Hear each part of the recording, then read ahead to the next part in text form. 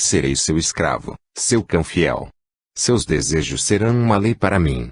Vou cercá-la de luxo e farei de sua vida um sonho encantador. Sou paciente e ficarei aguardando, só me diga uma palavra de incentivo e não me deixes sem esperanças. Uriel inclinou-se tão próximo, que o seu hálito quente tocou a face da moça. Incentivado ainda mais pelo silêncio de Elisa, o judeu agarrou-a pela cintura e tentou puxá-la para perto de si. Fervendo de ira e de indignação, ela empurrou energicamente Uriel. Suas faces ardiam. Medindo o judeu com um olhar cheio de nojo e desprezo, ela exclamou com voz intermitente: "O senhor está louco? Como ousa tratar tão grosseiramente uma nobre dama casada? O senhor exige uma resposta à sua insolente proposta. Então, saiba que jamais trocarei o conde Riefenstein por algum aventureiro estranho que só me provoca nojo." Sem mesmo olhar para Uriel, Elisa voltou-se, saiu correndo da sala e trancou-se em seu quarto. 2 horas mais tarde, chegou Ortruda. A baronesa estava visivelmente constrangida e preocupada. "Elisa, o que você fez com o barão Laverdac? Ele está com um terrível mau humor e parece profundamente ofendido." "Se alguém tem o direito de considerar-se ofendida, sou eu. Nem com atos e nem com palavras dei motivos àquele homem para ofender-me com confissões de amor e propostas vergonhosas para uma mulher casada. Eu o coloquei no lugar dele, e mais nada." Ortruda balançou a cabeça. "Elisa, não devia ter feito isso. Amar não é pecado. Como correm boatos sobre suas desavenças com Raymond, então, naquele rapaz jovem e fogoso poderiam facilmente nascer esperanças."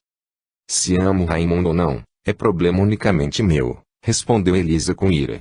"E não será esse homem suspeito, que mal conheço, quem vai interferir em meus assuntos particulares." "Tomara Deus que você jamais lamente essa sua atitude", murmurou Ortruda, saindo. Capítulo 11. No dia seguinte, ao amanhecer, Elisa e o pai foram embora do castelo Finsterbach. Ainda na noite anterior, a moça pediu ao pai que apressasse a partida, sem contar nada do que tinha acontecido. Ortruda despediu-se sozinha de Erwin e de Elisa. Oculto atrás da cortina, Uriel viu a moça montar o cavalo. Uma expressão puramente diabólica apareceu no rosto pálido do judeu quando ele murmurou, acompanhando Elisa com os olhos: "Você pagará caro pelo seu desprezo e pela sua repulsa. Vou pisotear a sua honra e o seu orgulho na lama." Grande parte do caminho, Finsterbach e Elisa percorreram em silêncio. O cavaleiro estava ocupado com seus próprios pensamentos e Elisa estava extremamente cansada e perturbada. Ela quase não tinha dormido à noite e levantou-se muito antes do amanhecer. Os acontecimentos do dia anterior, em função do estranho aviso de Raymond, deixaram-na muito perturbada. À medida que se aproximavam de Zappenstein, os pensamentos da moça imperceptivelmente tomaram outra direção e concentraram-se em Gil. A ideia de rever o rapaz fez o coração de Elisa disparar.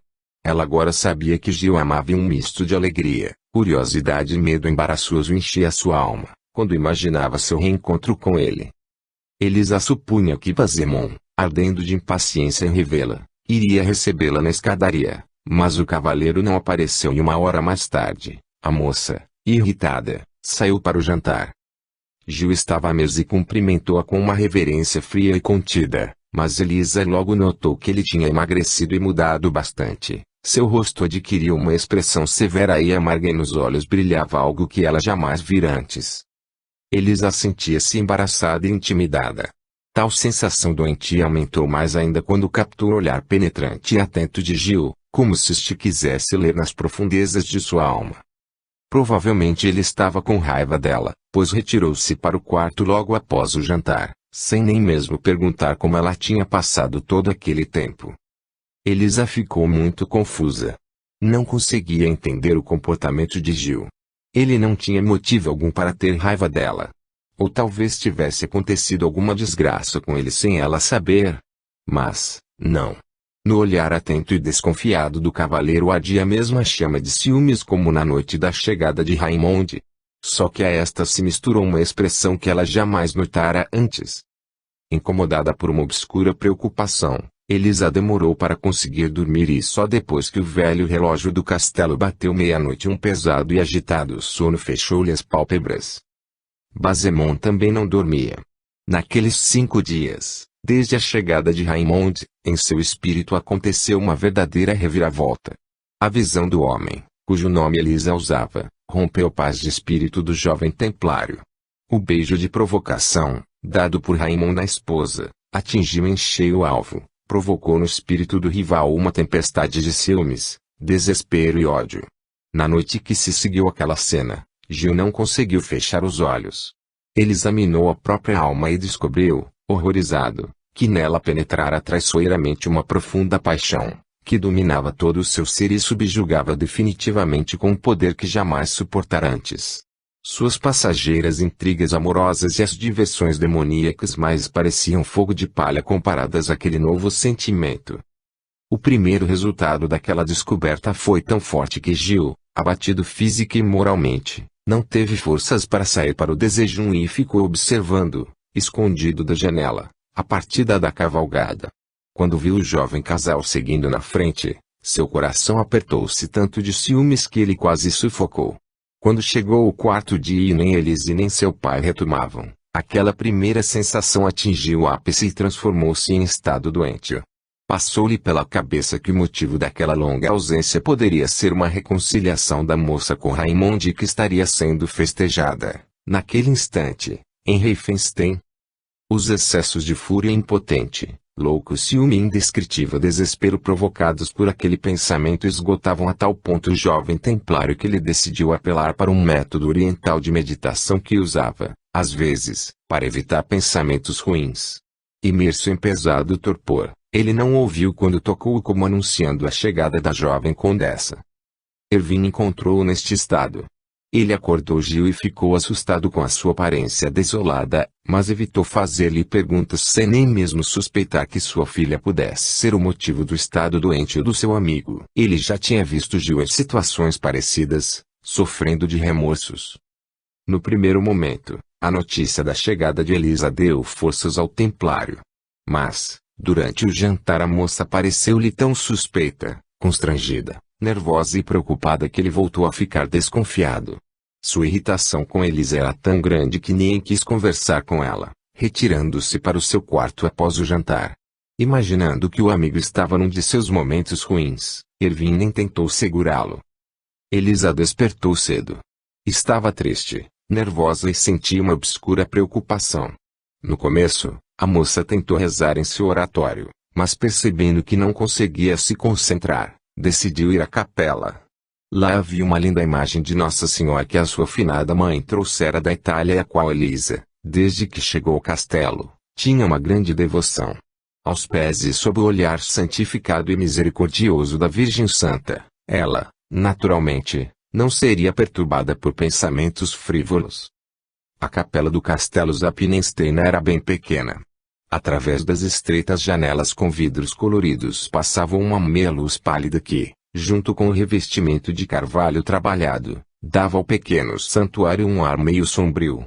Só a imagem de mármore branco destacava-se sobremaneira naquele fundo, como uma visão clara e divina. Para grande surpresa de Elisa, a porta da capela estava entreaberta e de dentro chegou aos seus ouvidos um profundo e doente suspiro. A moça, embaraçada e vacilante, atravessou a soleira e imediatamente viu Gil. Ele estava ajoelhado, tapando o rosto com as mãos, e parecia imerso em tristes pensamentos, pois novamente um suspiro pesado e rouco, como um lamento, escapou-lhe dos lábios. Uma grande compaixão encheu o coração da moça, fazendo-a esquecer suas dúvidas, a raiva e o bom senso mundano. Todo o seu amor inconsciente por Gil concentrou-se no forte desejo de ajudá-lo e aliviar seus males com uma palavra de carinho. Cedendo ao poderoso desejo, Elisa aproximou-se rapidamente do jovem templário e colocou a mão em seu ombro. Ele, então, estremeceu e levantou a cabeça, mas reconhecendo Elisa pôs-se rapidamente de pé. Um forte rubor cobriu o seu rosto. Tenho azar de sempre atrapalhar seus momentos de oração, condessa. Peço-lhe que me perdoe. Já estou me retirando, disse ele rispidamente. Num outro momento, talvez Elisa tivesse ficado ofendida, Mas naquela hora em sua alma falavam mais alto a indulgência e a tenra compaixão. Por isso, ela respondeu amigavelmente: o Senhor não está atrapalhando nada. Por que não oramos juntos aos pés de Nossa Senhora, a divina consoladora de todos os amargurados? Fui eu quem, tão desastradamente, interrompi suas preces, mas... Elisa ficou vermelha e confusa. Pareceu-me que o senhor estava sofrendo. Apesar de não saber o motivo de seu sofrimento, gostaria de consolá-lo, na medida do possível. Nos olhos do cavalheiro acendeu uma expressão mista de alegria e de tristeza. Aproximando-se rapidamente de Elisa, ele pegou suas mãos e as levou aos lábios. Fico-lhe muito grato. Mesmo que sua alma infantil nem suspeite dos motivos do meu sofrimento, a senhora pode me proporcionar um enorme bem se responder sinceramente, sem nada ocultar, a uma pergunta que me tortura há muito tempo. O que quer saber? Perguntou Elisa. A senhora promete dizer a verdade? Direi a verdade ou nada direi, pois detesto mentiras. Então, diga-me se ama o seu marido com aquele sentimento completo que domina completamente o espírito do ser humano, sem deixar lugar a outras imagens, e perdoa todas as ofensas, apesar de ira momentânea. Gil inclinou-se e dirigiu aos olhos claros de Elisa um olhar imperioso e, ao mesmo tempo, suplicante. A moça ficou vermelha, mas, apesar do embaraço, respondeu sem a menor hesitação: não tenho esse sentimento por Raimond. Ele também não me ama, pois me ignora e me trai. Estou muito zangada com ele, mas estamos ligados por sagrados laços e devo cumprir as obrigações que estes me impõem.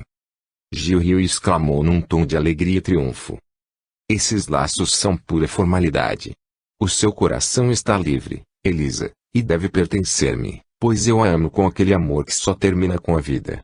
Não fique pálida, Elisa, e não tema as palavras que escaparam do meu coração. Não aguento mais guardar esse segredo. O poderoso sentimento que enchia a alma do rapaz resplandecia em seu olhar e soava em sua voz, conquistando o coração palpitante da moça. Esquecendo de tudo, Elisa levantou os olhos úmidos para o templário. Nas suas pupilas azuis, lia-se tão claramente o seu amor que Gil, tremendo de felicidade e de orgulho, abraçou-a e, apaixonadamente, puxou-a para perto de si. Esse contato fez Elisa estremecer e livrar-se rapidamente dos seus braços. Seu olhar pareceu fixar-se na cruz púrpura no peito do cavalheiro. Por que fala assim comigo, senhor Gil, sabendo que estamos cometendo um pecado duplo? Perguntou ela. Pecado?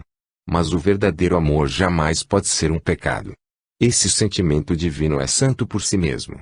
Não me rejeite, Elisa, não afaste o justo sentimento que sente por mim e que o homem, cujo nome usa, não soube incutir-lhe.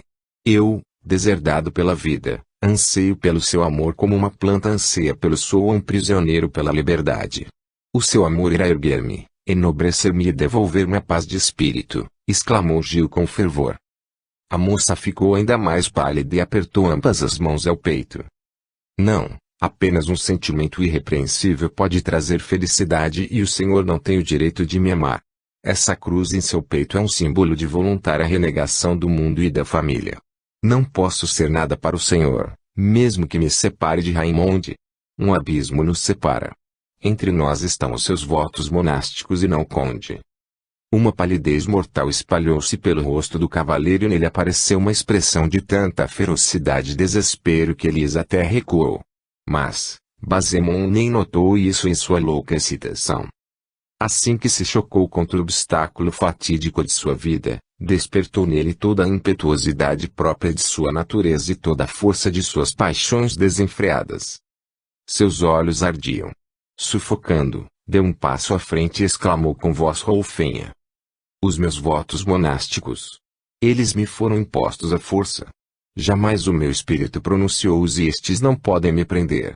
Não são estes falsos votos que se interpõem entre nós, mas os preconceitos da consciência infantil. Será que você acha que debaixo desta túnica não bate um coração humano? Que um templário jamais pode ser amado por uma mulher magnânima a ponto de sacrificar seus preconceitos infantis independente para encontrar na arrebatadora paixão a recompensa pelos preconceitos mundanos?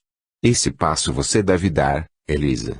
Deve livrar-se das fraquezas e esquecer os laços fictícios que amarram um homem que não a ama, não a respeita e que impede o seu caminho para a felicidade. Aprenda em meus braços a degustar todas as delícias do amor mútuo e jamais lamentará ter sacrificado uma lei vazia que impõe obrigações somente quando consagra uma união livre de dois corações. Os laços do verdadeiro amor nos unem. Essa união quero marcar com um beijo em seus lábios e não permitirei nem a Deus e nem ao diabo tirar de mim aquilo que me pertence. Tremendo de paixão e não conseguindo conter-se, Gil aproximou-se da moça, apertou-a em seus braços, mas, quase no mesmo instante, empurrou-a para longe. Respirando pesadamente, recuou um passo e passou a mão pela testa úmida. Você precisa fugir, criança descuidada, que nada entende sobre as tempestades de desenfreadas paixões que tudo destroem em seu caminho, murmurou ele com voz entrecortada. Vendo que Elisa não se movia, acrescentou.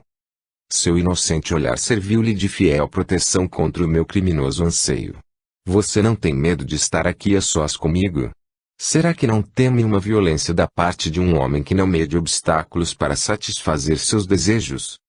Um leve rubor correu pela face pálida de Elisa. Por instantes, ela realmente assustou-se e também foi arrebatada pela onda de impetuosa paixão, mas esse medo foi momentâneo. No instante em que Gil recuava, a mão dela agarrava o pequeno estilete que trazia pendurado no cinto, conforme moda veneziana.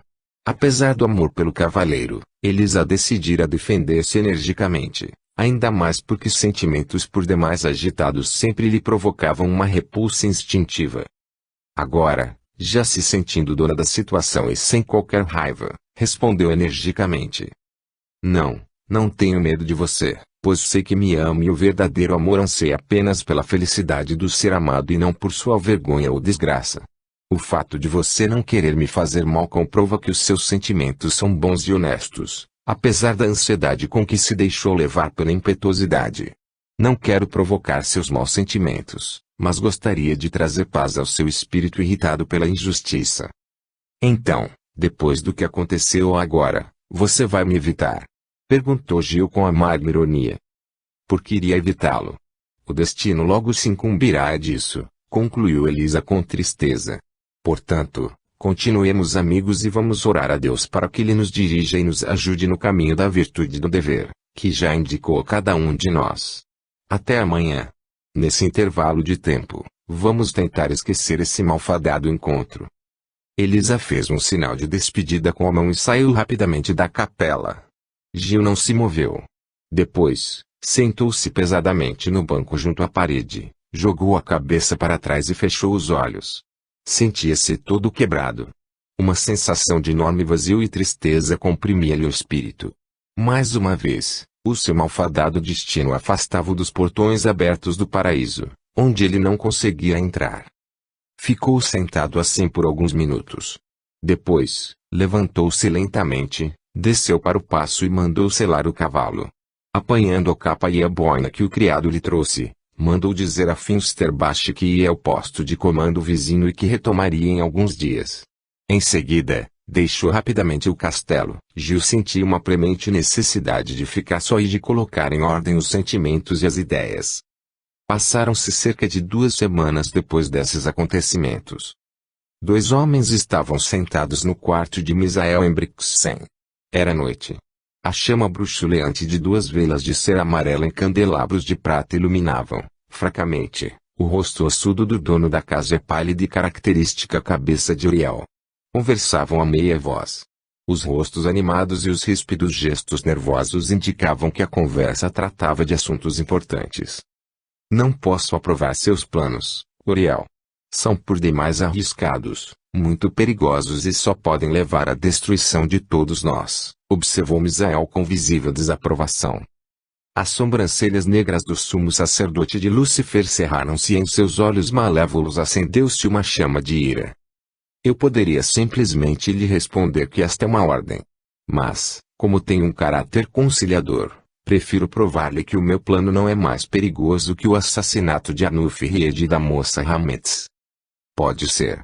Entretanto, era preciso eliminar Anuf, pois a denúncia dele poderia nos trair a todos, A realização do sacrifício de sangue cristão pode ser realizada apenas uma vez a cada 10 anos. Mas, qual o objetivo do assassinato de Raymond e de sua esposa? Raymond é um perigoso membro da nossa Irmandade que estamos mantendo somente pelo terror. Da parte dele sempre se pode esperar uma traição. Estou convencido que ele já foi descuidado e algumas palavras suas fizeram Elisa pensar que sou um aventureiro. Ela ia falar algo mais, mas conteve-se a tempo. Talvez Raymond tenha avisado para tomar cuidado comigo. E você quer matá-la por isso? Os meus motivos não lhe importam. Só fico surpreso por você se opor. Será que esqueceu a tal ponto a vergonha e a morte de Rebeca que considera excessiva uma vítima que vinga sua desonra? Misael ficou muito pálido e seu rosto desfigurou-se por um instante. Para vingar Rebeca, a morte da condessa Riefenstein para mim não é suficiente. Quero a desonra dela e, se possível, na frente do conde, respondeu o judeu com voz roufinha. Se você, em vez de ficar fazendo contestações idiotas, parasse para ouvir todos os detalhes do meu plano, já teria entendido que este lhe dará uma oportunidade de vingança que jamais sonhou. Então fale, Uriel. Eu anseio pela vingança com todas as forças do meu ser, mas o seu plano é perigoso e me assusta. Além disso, reconheço que não entendo o motivo que o faz correr um risco tão grande. Sobre isso falaremos mais tarde, mas agora voltemos ao meu plano. A nossa grande reunião deverá se realizar daqui a 12 dias. Na época, Raymond já terá retornado da corte. Hoje, pela manhã, um dos nossos comunicou-me que todas as formalidades referentes à herança de Arnulf estão chegando ao fim e que Raymond, muito provavelmente, retomará logo a Riefenstein. Quando chegar, vou enviar-lhe a ordem de comparecer à reunião. Ele, naturalmente, deverá comparecer sozinho diante da Cruz Negra. Lá, lhe vendarão os olhos e ele será conduzido ao subterrâneo, de onde jamais sairá e onde dificilmente acharão os seus ossos, acrescentou Uriel com um riso sardônico. Misael balançou a cabeça. Um dos principais senhores do país não pode desaparecer sem deixar pistas. Wolfram irá revirar céus e terras para encontrar o seu único filho. É difícil predizer que descobertas poderá fazer então. Se formos pensar assim, jamais poderemos empreender algum plano.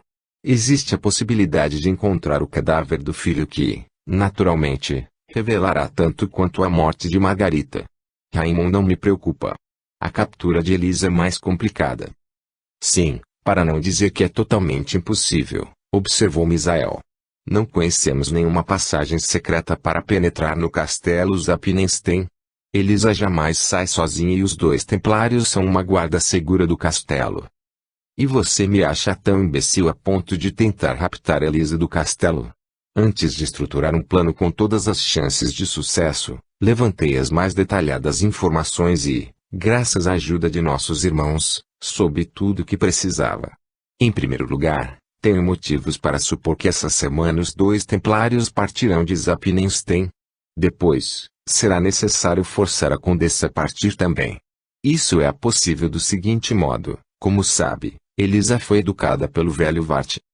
Um terrível mago, interrompeu o Misael. Sei disso. Vi o talismã que ele deu a Raymond. O objeto tinha uma força extraordinária, mas consegui vencê-lo. Entretanto, isso não vem ao caso.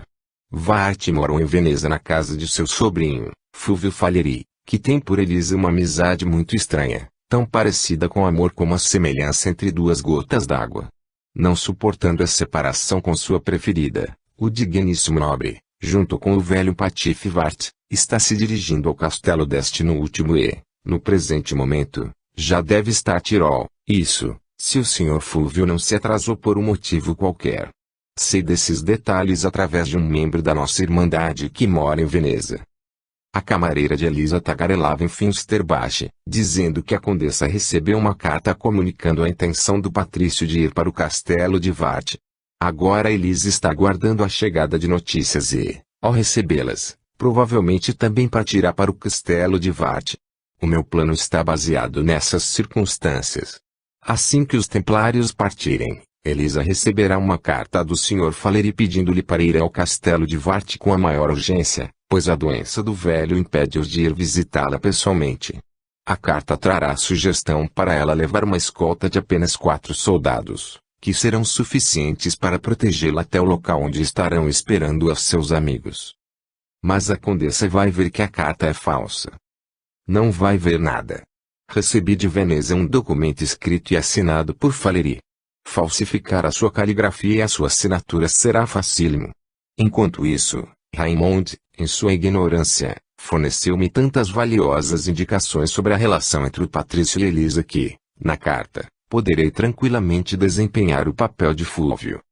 Mas que vantagem existe em Elisa viajar ao castelo de Varte acompanhada de 4 soldados? Perguntou Misael com certa zombaria. Suponho que não está pensando em entrar em combate com eles. Uriel estava tão absorto no seu plano que não notou isso. Para quê? Faremos tudo sem luta. Alegando peregrinação, estudei detalhadamente o caminho que Elisa seguirá para o castelo de Varte, disse Uriel, sorrindo. Ela só poderá chegar à noite no local do encontro marcado. Por isso, precisará parar em alguma hospedaria para dar descanso aos cavalos. No trajeto, existe apenas uma hospedaria onde tem um cúmplice, que colocará na ração dos cavalos um remédio que os deixará muito fracos em poucas horas. Isso fará com que 2 soldados tenham de ficar lá junto com o pajem, se ela levá-lo consigo. Elisa, sem dúvida, quererá continuar o caminho para rever logo os amigos. Quando ela passar pelo local, onde a trilha fica tão estreita que é preciso seguir em fila indiana, será atacada por salteadores. Durante essa confusão, Elisa será raptada. Os outros detalhes não posso prever, pois será preciso agir conforme as circunstâncias. O resultado final deve ser o seguinte: o cavalo de Elisa irá assustar-se e cair no precipício. Deixe que a procurem lá. Na realidade, nós a traremos para o subterrâneo de Finsterbach, onde a trancaremos até o dia de nossa reunião. Se ela algum dia sair dali, será para me acompanhar a Jerusalém. Elisa me agrada e quero fazer dela minha amante. Quando chegarmos à Palestina, saberei obrigá-la a submeter-se às regras da nossa santa religião, pois subentende-se que não suportarei em minha casa ritos ímpios cristãos. As últimas palavras de Uriel fizeram acender nos olhos de Misael uma expressão mista de sombria zombaria e desprezo, mas sua voz em nada revelou seus sentimentos quando ele disse: Compreendo. A pequena condessa lhe agrada e para os filhos do nosso povo é duplamente interessante obrigar essa orgulhosa filha dos nossos repressores a desempenhar o papel de Agar. Também percebo que você é uma pessoa que é inútil tentar convencer do contrário, quando deseja ganhar um brinquedo como Elisa. Todavia, devo preveni-lo do seguinte: as previsões secretas, tão favoráveis no caso de Margarita, nesse caso estão contra nós. O rosto de Uriel ficou sisudo. Você recebeu previsões ruins? Sim, muito ruins, ameaças de morte e desgraças. Não posso indicar nem o tempo nem o teor dessas ameaças, mas nesse perigoso empreendimento existem possibilidades muito maiores dessas previsões acontecerem. A metade do perigo conhecido já foi descartado. Tomarei medidas ocultistas que nos protegerão. Não será a primeira vez que obrigarei o destino a mudar de rumo, respondeu Uriel num tom decidido, após um prolongado silêncio. Por instantes, as palavras de Misael quase fizeram-no vacilar. Mas a selvagem paixão por Elisa cegou o seu temor e a sua precaução. Além disso, aquele terrível feiticeiro, armado de todo o poder do mal, considerava-se invulnerável e achava que numa próxima conversa conseguiria transmitir, ao seu interlocutor parte de sua orgulhosa confiança. Quando, 2 horas depois, os comparsas se separaram, entre eles estavam definitivamente combinadas e decididas as mortes de Elisa e de Raymond. Capítulo 12. A inesperada partida de Gil surpreendeu um pouco Erwin Finsterbach, mas ele estava ocupado demais com os assuntos da ordem para preocupar-se com o jovem, ainda mais que Elisa nada lhe contara sobre a conversa que teve com o templário na capela. A aparência triste e abatida da filha, o cavaleiro atribuiu ao enfado e à vida isolada no velho castelo, a qual ela não estava acostumada. Além disso, poderia estar sentindo o problema da indefinição do seu destino. Na realidade, desde a última conversa com Gil, Elisa sentia-se como num pesadelo. Ela não conseguia colocar ordem no caos de sentimentos novos e agitados que a perturbavam, só reconhecia que gostava de Gil de um modo diferente do sentimento que tinha por Raymond. A mínima lembrança de Gil fazia seu coração disparar e desaparecia qualquer ira. Ela perdoava-lhe tudo.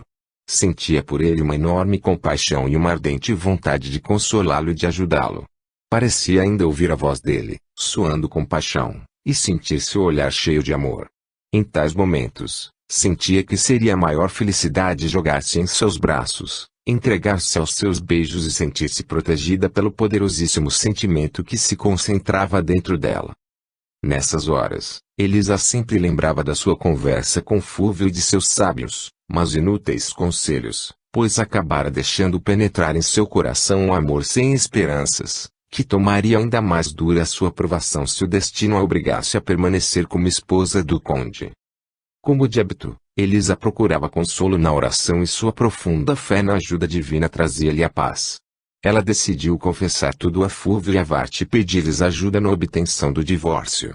Depois, continuaria vivendo com seus amigos e jamais se casaria. Essa decisão acalmou-a definitivamente.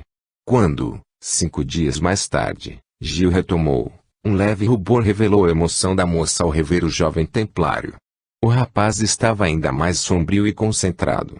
A palidez de seu rosto e a severa e amarga dobra da boca indicavam a terrível tempestade que se desencadeava em sua alma. Pela primeira vez naqueles longos anos, Gil lutou contra as suas paixões e consigo mesmo e saiu-se vencedor. A pureza, a inocência e a retidão de Elisa provocaram uma reação redentora no espírito doente do templário. Ele teve vergonha de abusar do amor crédulo daquela criança e de destruí-la, pois, o seu destino fatídico o impediu de possuí-la legalmente.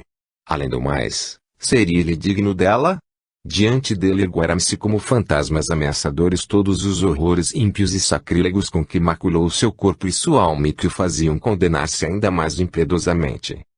Apesar da própria abnegação, a visão do rubor que surgiu nas faces de Elisa à sua chegada fez o seu coração disparar e encheu sua alma de alegria e de amargura. Ele, entretanto, trancou-se na leve e fria discrição da época em que se conheceram. Alguns dias mais tarde, Gil partiu numa missão secreta para um posto de comando distante onde, naquele momento, encontrava-se o prior regional. No dia seguinte, após a partida de Baziemon, chegou um mensageiro trazendo ao Finsterbach uma ordem para ele viajar imediatamente a Paris para entregar ao grão-mestre o relatório sobre a missão de que fora incumbido. Erwin ficou muito desgostoso com a necessidade de partir tão de repente. Ele esperava ficar em Zappenstein até a chegada de Wolfram com o filho e contava resolver em definitivo a questão do divórcio da filha ou sua reconciliação com o marido. A ideia de deixar Elisa sozinha naquela situação periclitante deixava desesperado. Ele já pensava em escrever a Vart e trazê-lo para ficar com a filha, quando Elisa informou da chegada dos amigos que era aguardada a qualquer momento. Ela não deu a notícia antes ao pai pretendendo fazer-lhe uma surpresa. Os últimos dias antes da separação entre o pai e a filha, cuja duração era difícil prever, passaram-se muito tristemente. Erwin estava sombrio e nervoso. Mais do que nunca arrependia-se pelo capricho egoísta que fê-lo vestir o uniforme da ordem em vez de dedicar a vida à sua única filha. O destino de Elisa teria sido completamente diferente e jamais aconteceria o seu infeliz e prematuro casamento. As lágrimas que ela derramava desde que ele comunicou-lhe sua partida caíam em seu coração como gotas de chumbo derretido. Erwin só não sabia que Elisa estava desesperada pela dupla separação. Sua preocupação inicial do possível amor entre Gil e sua filha já tinha se dissipado há muito tempo. As relações fraternais e amigáveis que reinavam entre os jovens, deixavam-no mais alegre pelo seu amigo, cuja alma, doente e solitária, talvez encontrasse paz e consolo na amizade daquela pura e inocente criança. O estado de espírito de Elisa era terrível. A ideia de nunca mais rever Gil e, talvez, separar-se dele para sempre, enchia o seu coração de tristeza e de um desespero que jamais sentira antes.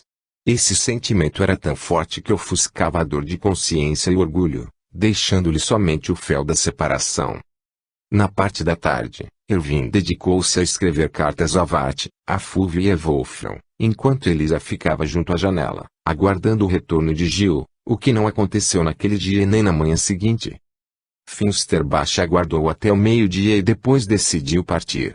Deixou no castelo alguns soldados da ordem e uma ordem para Gil alcançá-lo imediatamente no local indicado. Erwin entregou à filha as cartas do que tinha feito para os amigos e combinou que ela iria ao castelo de Vart, onde prosseguiriam as conversações com os condes Seifenstein. Enfim, chegou o momento da partida. Pai e filha, em lágrimas, despediram-se a sós, pois os estatutos da ordem proibiam ao templário qualquer manifestação de carinho para uma mulher, mesmo que esta fosse sua mãe. Quando Elisa saiu com o pai para o paço, Erwin aparentava calma. Ele montou o cavalo e estendeu a mão à filha, que esta beijou. 5 minutos depois, Finsterbach deixou o castelo. Triste com o coração pesado, Elisa entrou no castelo e trancou-se em seu quarto. Queria orar a Deus para pedir-lhe força e coragem. Tarde da noite, o som do como anunciou a chegada de um visitante. Era Gil, retomando de uma longa jornada.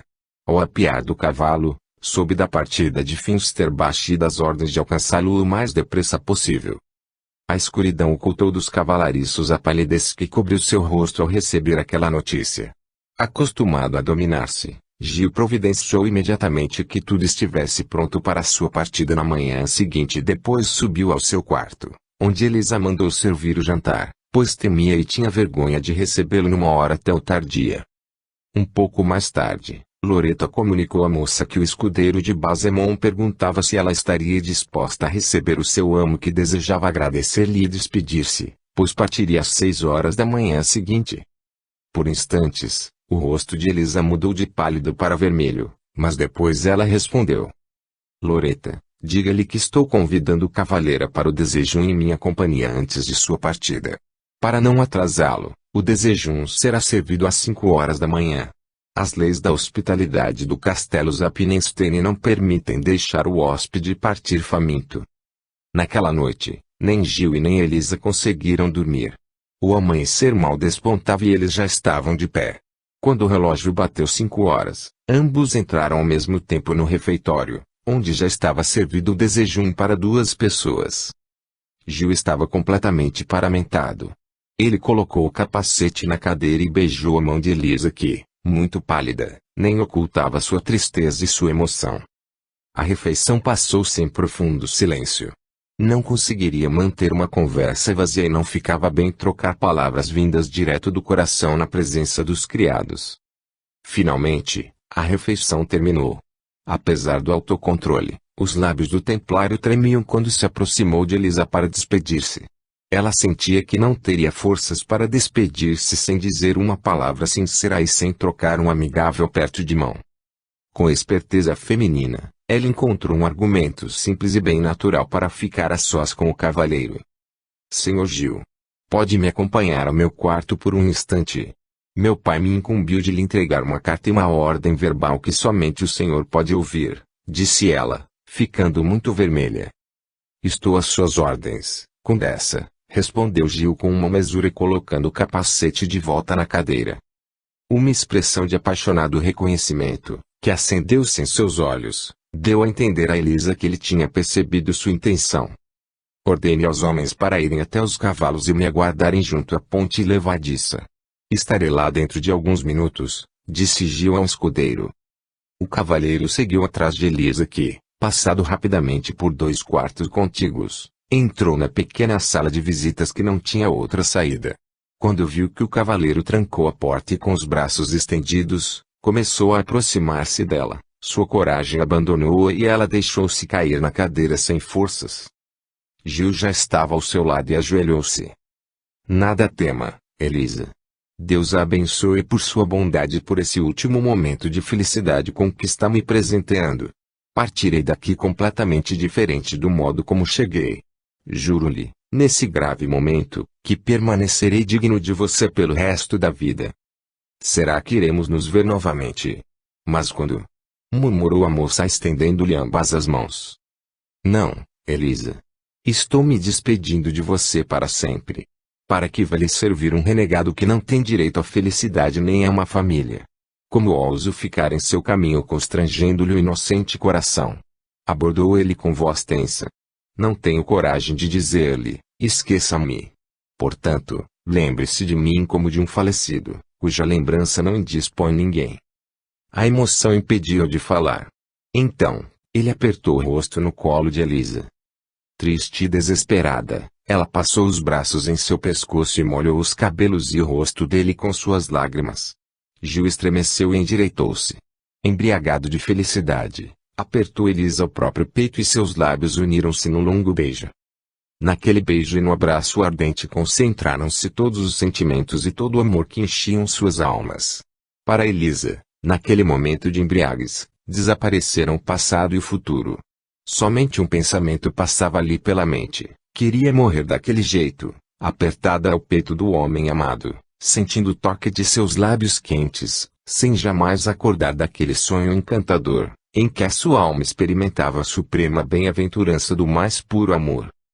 Todavia, a felicidade humana é tão passageira que quando a pessoa mal consegue experimentá-la, ela já começa a pertencer ao passado. Gil recuperou-se primeiro e disse baixinho: estou indo embora rico e feliz, minha amada. Elisa, leve comigo suas lágrimas como o maior dos tesouros, no qual buscarei forças nas horas de desespero e de amargura. A lembrança desse momento vai servir-me de escudo contra todas as más tentações. Agora, adeus, minha adorada. Seja feliz e ore por mim. Sua oração pura chegará mais facilmente ao trono do Eterno do que a minha voz criminosa. Quanto ao resto, que seja como Deus quiser. Ele voltou-se e quis sair, mas Elisa deteve-o junto à porta e exclamou com tristeza: Gil. O cavaleiro parou, pegou-a novamente nos braços e beijou-a pela última vez. Depois, fê-la sentar-se na cadeira mais próxima e saiu quase correndo do quarto. Elisa ficou, por instantes, sentada imóvel apertando a cabeça com ambas as mãos. Depois, levantou-se de supetão e correu para a janela aberta. Viu como Gil montou o cavalo e cavalgou pelo paço. O cavaleiro sentiu o seu olhar, voltou-se e acenou-lhe em despedida. Da altura onde estava, Elisa pôde acompanhar a cavalgada com os olhos até esta descer para o vale. Ela não tirava o olhar febril do cavaleiro, que seguia vagarosamente à frente dos outros, cabisbaixo. O vento agitava sua capa branca, sobre a qual, como uma mancha vermelha, via-se a cruz púrpura. Seu capacete, sua armadura e as esporas de aço ardiam como fogos sob o sol. De repente, a moça teve a impressão de que do chão irrompia uma enorme nuvem de fumaça negra, mesclada de chamas. Por um momento, o turbilhão de fogo e fumaça ocultou o cavaleiro de sua visão. Em seguida, Gil apareceu novamente no meio das chamas que tomaram a forma de uma fogueira. No ar pairava um ruído surdo e obscuro, misturado com gritos de pessoas e canto sinistro. Elisa ficou paralisada e com os olhos esbugalhados agarrou-se ao peitoril da janela. No mesmo instante, a visão desapareceu e pelo serpenteante zigue-zague da trilha o grupo de cavaleiros continuava a descer até desaparecer numa de suas curvas. Cambaleando como bêbada, Elisa arrastou-se até o seu quarto e caiu de joelhos diante do crucifixo. A sua grande tristeza da separação juntou-se ainda ao terror provocado pela terrível visão. Mas, o que poderia significar aquilo? Ela não conseguia encontrar explicação. Só tinha certeza que aquela visão prenunciava alguma desgraça. Cobrindo-se de lágrimas, a moça tapou o rosto com as mãos. Não conseguia nem orar. Passaram-se 3 dias. Elisa continuava imersa em profunda apatia. Suas lágrimas esgotaram-se e ela só tinha um pensamento: deixar o quanto antes o Apinestein onde tudo lembrava Gil e o pai. O vazio e o silêncio que a cercavam assustavam-na e ela perguntava-se com tristeza por que Fúvio não chegava. Conforme a carta, Elivar já deviam ter voltado há muito tempo. No terceiro dia, após o almoço, Elisa estava sentada, sombria e pensativa, diante da enorme lareira onde ardia um fogo alto. Apesar de ainda ser fim de outubro, o ar dentro das espessas paredes do velho castelo era frio e úmido. Tristes pensamentos incomodavam a moça. À medida que recuperava uma relativa tranquilidade, retornava-lhe também a lembrança de Raymond, de quem tinha se esquecido completamente durante a tempestade emocional que suportara. Ele, naturalmente, não deve tê-lo esquecido e não deixaria de apresentar os direitos que lhe concedia a lei. Mesmo que Raymond tenha prometido devolver-lhe a liberdade, se ela assim o exigisse, Ele era tão inconstante que não podia se confiar em seus ímpetos de magnanimidade. Entretanto, mais do que nunca tornou-se-lhe odiosa a ideia de pertencer a qualquer um que não fosse Gil. Seu único desejo era ficar livre e viver com seus tutores Vart e Fúlvio. O som do corno informando a chegada de um visitante arrancou Elisa de seus tristes pensamentos. A moça estremeceu. Quem poderia ser? Seria Raimonde? Muito pálida, ela correu até a janela, mas o passo estava escuro e não conseguiu enxergar nada. Então, apurou o ouvido, temerosa. De repente, a porta se abriu com ruído e no quarto irrompeu o pajem Lorenzino, esbaforido e feliz. Chegou um mensageiro do Sr. Fúlvio, trazendo uma carta, informou ele, entregando a mensagem. Elisa arrancou o lacre de seda e leu rapidamente a missiva. A mensagem era curta, mas tinha um tom carinhoso e amigável. Fúlvio informava que a sua chegada fora atrasada pela doença de Vart e que, para poupar as forças do convalescente, ele estava levando o barão diretamente ao castelo deste último.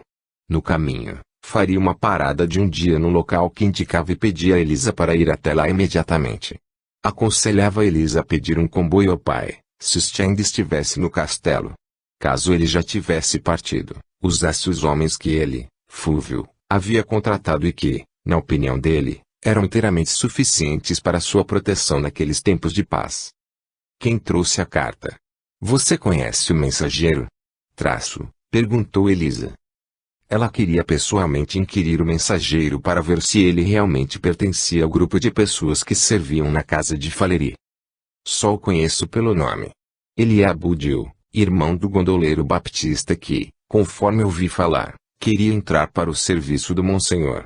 Ele diz que o velho barão já está melhor, mas que ainda sente-se fraco, respondeu Lorenzino. Está bem. Chame imediatamente Loreta e o velho Michel.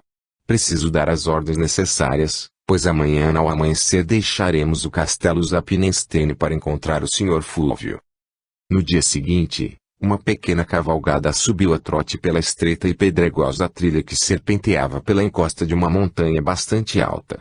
Era Elisa viajando na companhia de Loreta, 4 soldados e o velho servo, nativo da região, que servia de guia. A jovem condessa estava com um ar preocupado. Naquele dia, acontecera-lhe um pequeno acidente.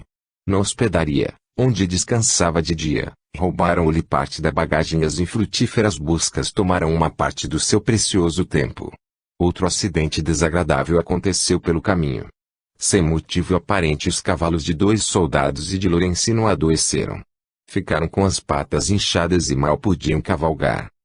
O chefe da escolta sugeriu que retomassem a hospedaria e arranjassem por lá cavalos descansados para o dia seguinte, mas Elisa rejeitou energicamente a proposta e disse que precisava naquele mesmo dia encontrar com seus amigos, ainda mais porque já tinham percorrido 3/4 do caminho. Ordenou aos soldados que retomassem a hospedaria e mais tarde se juntassem a ela no castelo de Vart. Lorenzino iria na garupa de uma das montarias. Vendo o comboio dela muito reduzido e o dia já findando, a moça ordenou que se apressassem, mas o mau estado das estradas naquele país montanhoso impedia isso. Além do mais, o ar de preocupação do guia indicava que o caminho naquele local estava longe de ser seguro. Começava a escurecer. O guia aconselhou os viajantes a seguirem em fila indiana, pois a trilha passava por um desfiladeiro à beira do abismo. Irei a pé e conduzirei pelos arreios o cavalo da nobre dama. Os outros devem seguir cuidadosamente atrás de mim.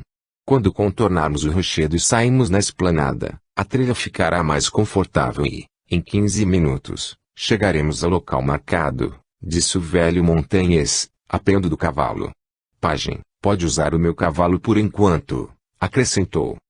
Todos se moveram em silêncio e com cuidado por um lado pela trilha estreita, da qual elevava-se um íngreme rochedo e, do outro, escancarava-se um profundo abismo. A escuridão aumentava a cada minuto. Graças a Deus! Já estamos na esplanada. Ei, vocês!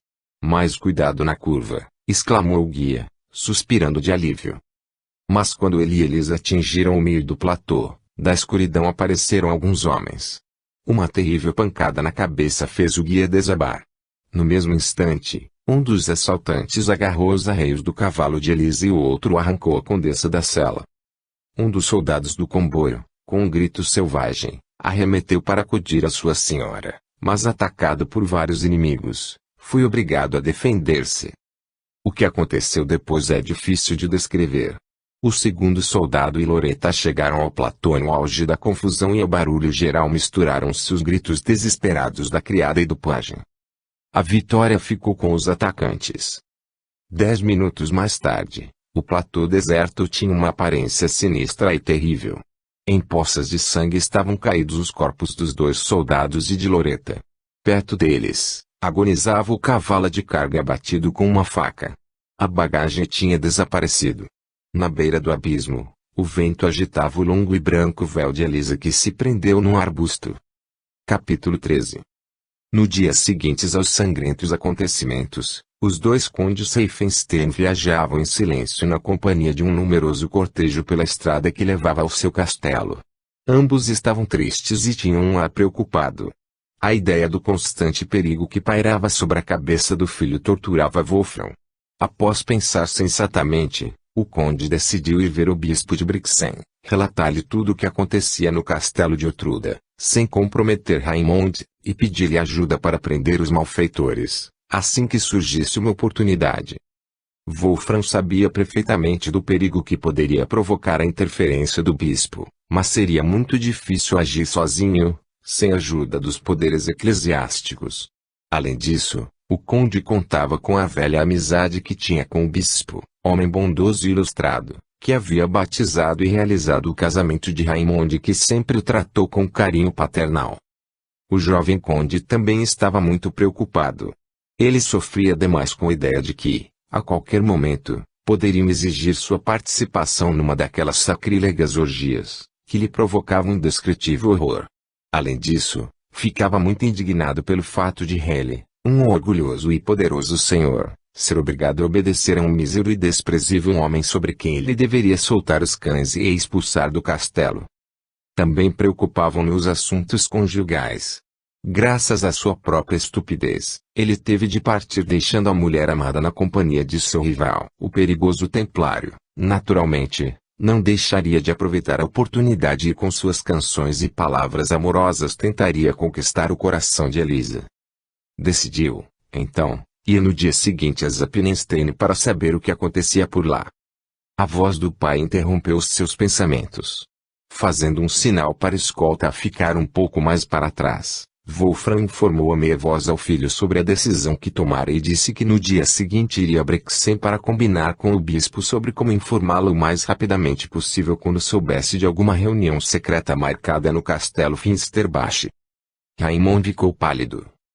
Mas, pai, se me agarrarem junto com aquelas horríveis pessoas, irão me tratar como cúmplice deles. Se possível, nada direi sobre a reunião e delatarei apenas Uriel. Em suma, vou agir conforme as circunstâncias. Escolherei o momento de avisar o bispo, mas precisamos garantir a ajuda dele. Raimond suspirou e abaixou a cabeça. Chegando ao castelo Riefenstein, Wolfram deu imediatamente as ordens necessárias para a viagem do dia seguinte a Brixen. Ao término do jantar, após uma curta conversa com a condessa Ana, os condes foram cada um para o seu quarto. Ao despir-se, Raimond notou na mesinha de cabeceira um fino rolo de pergaminho lacrado. "O que é isso? Quem trouxe isso?" perguntou ele. "Trouxeram este pergaminho hoje de Zappenstein?" A pessoa que o trouxe disse que a jovem condessa enviava ao senhor. Ao ser informado que o conde ainda não tinha chegado, o mensageiro foi embora incumbindo-me de entregar a carta assim que estivesse sozinho. Extremamente surpreso, Raimond abriu o rolo e aproximou da chama da vela para ler o que Elisa havia lhe escrito. Ao olhar o teor da missiva, Raimond palideceu mortalmente. Felizmente, o escudeiro estava ocupado dobrando sua roupa e não percebeu a estranha reação. No pergaminho, em sinais combinados que Uriel dizia ser o idioma sagrado dos iniciados, estava escrito o seguinte: amanhã, estava indicada a data e o dia da semana, você deve comparecer sozinho à clareira da Cruz Negra, onde encontrará um guia que o conduzirá à reunião dos irmãos. Não ouse não atender esta convocação e, para o seu próprio bem, destrua este documento. Dominando com terrível esforço a tempestade que se desencadeou em seu espírito, Raimond voltou-se para o escudeiro. Vá dormir, Edelberg. Não vou mais precisar de você. Deitarei mais tarde, pois preciso agora ver meu pai e transmitir-lhe o que escreveu a minha esposa. Assim que o escudeiro saiu, Raymond guardou o pergaminho no bolso e foi ver o pai. Wolfram estava sozinho e rezava em seu oratório. Raymond entrou direto lá. Pai, perdoe-me por interromper a sua oração, mas não pude esperar para comunicar-lhe que aconteceu o que mais temia. Veja o que recebi como se fosse carta de Elisa, murmurou ele com voz abatida. O que são estas garatujas? Perguntou o conde, não conseguindo ler a escrita. Quando Raymond leu o teor da misteriosa missiva, Wolfram empalideceu e franziu a testa. Instantes depois, o conde queimou cuidadosamente na chama da vela o perigoso documento. Depois, voltando-se para o filho, disse com a sua habitual fria firmeza. Chegou o momento de agirmos. É preciso enfrentar com coragem e sangue frio o perigo que você tão levianamente atraiu para si. Agora não é hora de repreendê-lo. Precisamos combinar como iremos agir. Foi muito oportuno eu ter marcado a viagem para amanhã antes de você ter recebido essa mensagem, pois, se estiverem nos vigiando, isso não levantará suspeitas. Depois de longas deliberações, ficou acertado que Raymond iria a hora marcada para o local indicado, mas tentaria ocultar-se nos subterrâneos assim que soasse o alarme. No caso de os soldados do conde e do bispo serem obrigados a cercarem o castelo por não conhecerem as entradas secretas, Wolfram decidiu colocar uma guarda especial ao redor da clareira da Cruz Negra, pois evidentemente naquele local devia haver uma saída dos subterrâneos. No dia seguinte, o conde saiu ao amanhecer, levando consigo 15 homens a mais do que previu no dia anterior. Raymond deveria, após o almoço, deixar o castelo sem ser visto e ir à clareira da Cruz Negra. Wolfram dirigiu-se a Brexen num trote acelerado. Era preciso apressar-se se quisesse chegar a tempo no castelo Finsterbach, pois a conversa com o bispo e o descanso dos soldados tomariam muito tempo. Felizmente, o castelo de Ortruda ficava perto da residência do bispo e eram suficientes 2 horas de boa corrida para chegar lá. Era cerca de meio-dia quando Wolfram com seu destacamento atingiu o ponto onde a estrada de Riefenstein juntava-se à estrada principal que, passando por Finsterbach, levava a Brixen. Absorto nos próprios pensamentos, com o coração pesado e torturado desde a manhã por uma enorme tristeza, Wolfram seguiu uns 20 passos adiante de sua comitiva. De repente, um grito próximo obrigou o conde a estremecer e levantar a cabeça. Para sua grande surpresa, viu à beira da estrada um estranho ser humano enrolado numa capa escura. Este ser agitava os braços e gritava com voz entrecortada: "Pare, conde! Pare! O próprio Deus enviou-o para cá." Aquele chamado impressionou muito o conde, bondoso, compadecido por natureza, e supersticioso como todas as pessoas daquela época. Ele aproximou-se e logo reconheceu Quinco. O anão estava com uma aparência muito debilitada. Ele mal se mantinha sobre as pernas trêmulas, o suor misturado à poeira cobria-lhe o rosto e do seu peito resfolegado mal escapavam as palavras. "Monsenhor, pelo amor de Deus, ouça-me agora. Preciso revelar-lhe uma coisa importante. Trata-se da vida do Sr. Raymond", murmurou ele. Os olhos escuros de Wolfram acenderam-se. Não estaria o próprio senhor enviando-lhe uma inesperada ajuda? "De onde você vem? Para onde vai? Para quê?" perguntou o conde ao anão, que agarrou-se ao estribo. Naquele instante, aproximou-se a comitiva. Decidindo-se rapidamente, o conde ordenou a Quinco que subisse no seu cavalo. Vendo que o anão estava fraco demais para cumprir a ordem, Wolfram ordenou a um dos soldados que o ajudasse.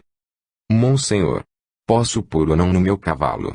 Assim, ele não irá incomodá-lo", observou o soldado respeitosamente.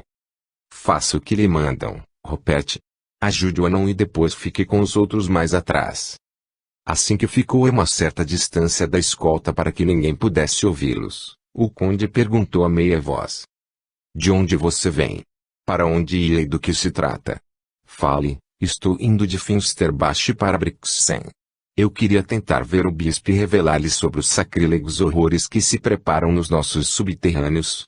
Queria implorar-lhe que impeça a realização de crimes e assassinatos esta noite. Mas perdi as forças e já estava me desesperando quando Deus me enviou o Senhor, Conde. Vou levá-lo direto ao palácio episcopal e prometo-lhe que o bispo irá ouvi-lo. Mas, conte-me tudo o que sabe, sem nada omitir. De que assassinatos está falando? Do assassinato do Sr. Raymond e de sua esposa, a Sra. Elizabeth. Wolfram quase deu um sobressalto na cela. Você endoidou. Como podem matar Elisa se ela está no castelo Zapinenstein sob a guarda de 2 cavaleiros templários? Já faz 5 ou 6 dias que ambos os cavaleiros,